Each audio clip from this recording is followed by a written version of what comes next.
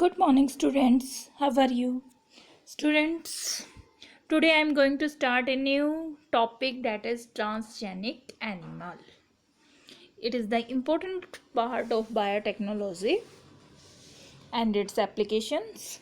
इसमें क्या होता है स्टूडेंट्स कि जो ट्रांसजेनिक एनिमल्स हैं may be defined as the animal that have their DNA manipulated to possess and express a foreign gene are known as the transgenic animal. देखो हमने इतने सारे जीन बनाए, फॉरेन जीन बनाए, ठीक है. आरडीटी की हेल्प से हमने बहुत सारे जीन्स को बनाया और उन जीन्स का क्या रिजल्ट रहेगा, उन फॉरेन जीन्स को हमने क्या कर दिया, इंजेक्ट कर दिया. कहाँ पे?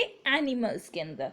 तो उन एनिमल्स पे क्या रिजल्ट रहेंगे वो सब चेक करने के लिए हमें ट्रांसजेनिक एनिमल्स की ज़रूरत पड़ी. ठीक है. This is the diagram of all transgenic gene. जैसे कोई काऊ हो सकती है, फिश हो सकती है, जैसे कोई पिग हो सकता है, माइस हैं. इस तरह से बहुत सारे एग्जाम्पल हैं जो हम यूज़ करते हैं फॉरेन जीन का एक्सप्रेशन देखने के लिए. उनको हम ट्रांसजेनिक जीन कहते हैं.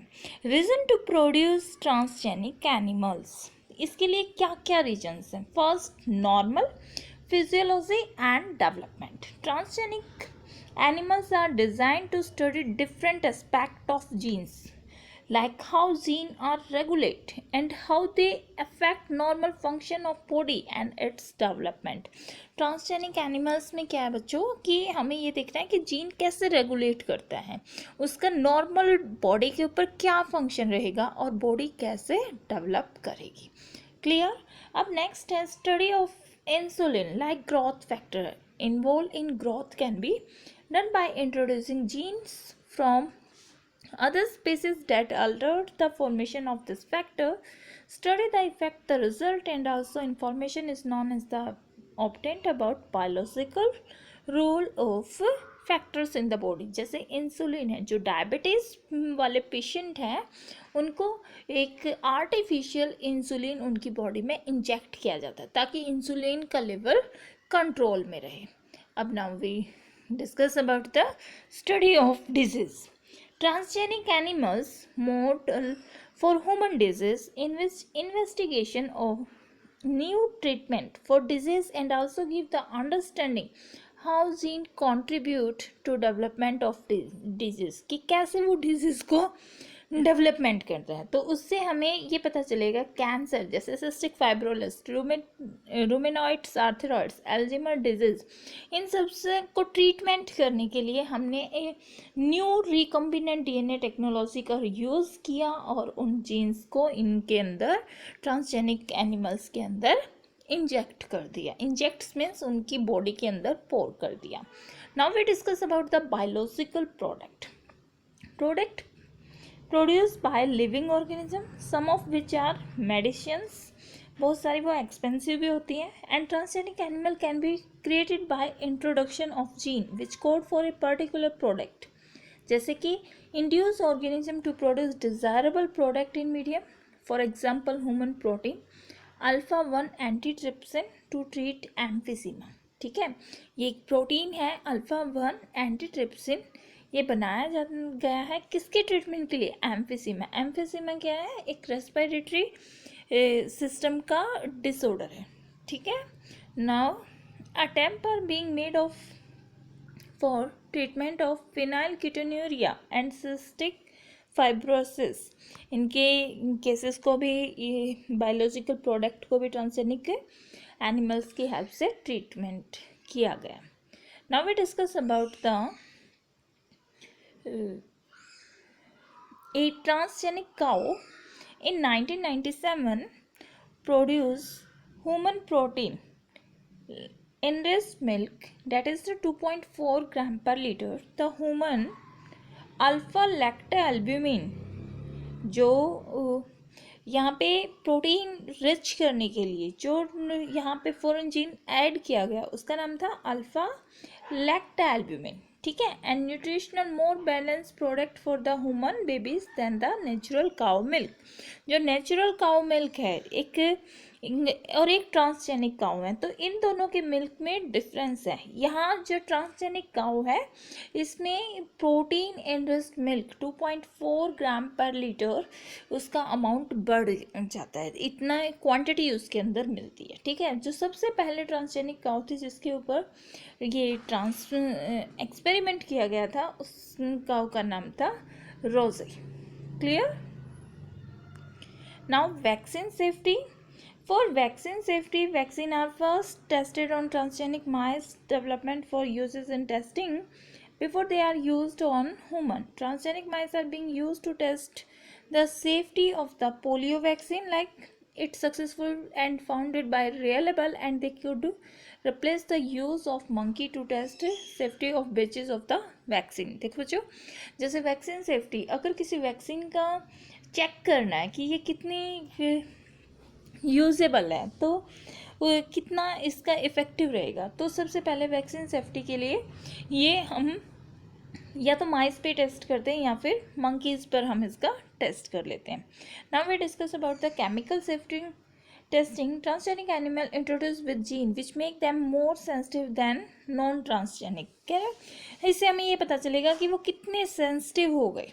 ठीक है, they are then expose to toxic substance effect study. जो जितना वो सेंसिटिव हुए हैं तो कितना वहाँ पे टॉक्सिक सब्सटेंस जनरेट हुआ और उससे क्या इफेक्ट रहे, उन इफेक्ट्स की हम स्टडी करते हैं। And toxicity test in such animal will also allow us to obtain result in less time. कम से कम टाइम में हमें ये पता चल जाता है कि ये कितनी रिएक्शन शो करेगा। अदर वो उस केस में हाइपर सेंसिटिविटी का केस आ जाता है तो वो भी चेक किया जा सकता है। Clear?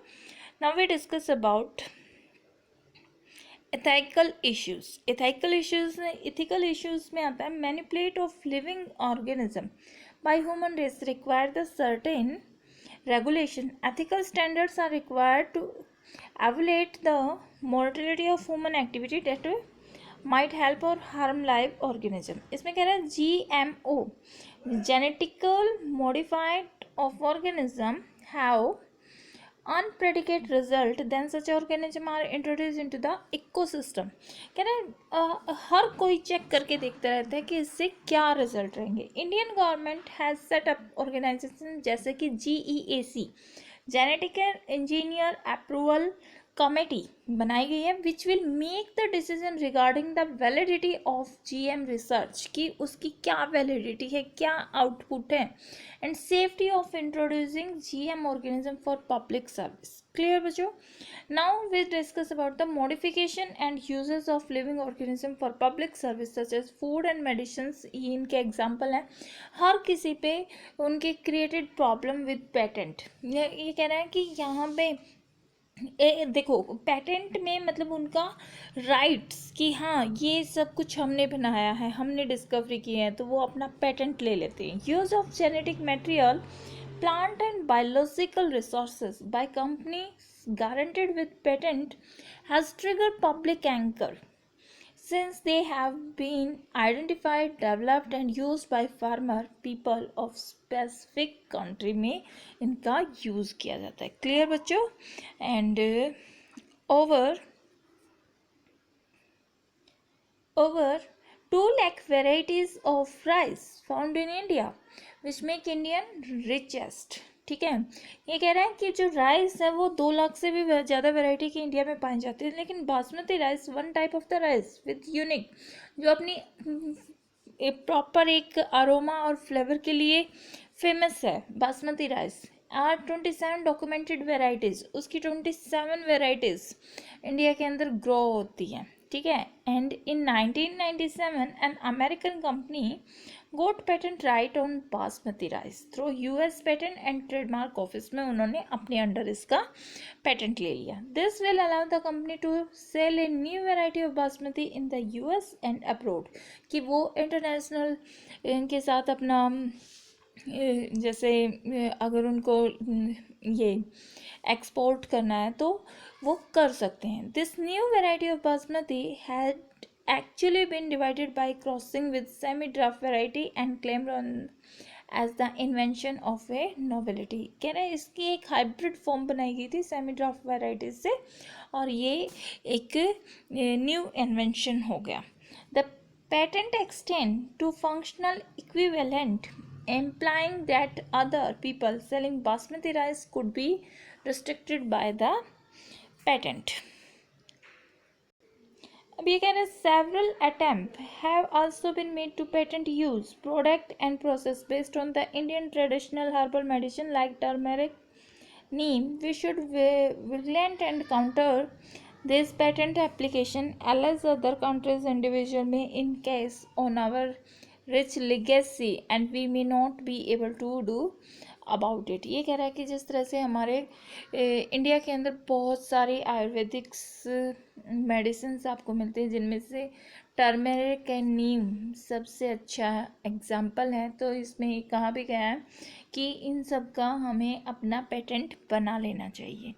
Now we discuss about the biopiracy, the patent of plant, gene and other biological products that are indigenously to another country. Biopiracy, use of bioresources by multinational company and other organization without proper, इसमें कोई proper authorization नहीं होती other countries से, and people consume without compensation payment, उन्हें कोई special अलग से payment नहीं देनी पड़ती biopiracy में।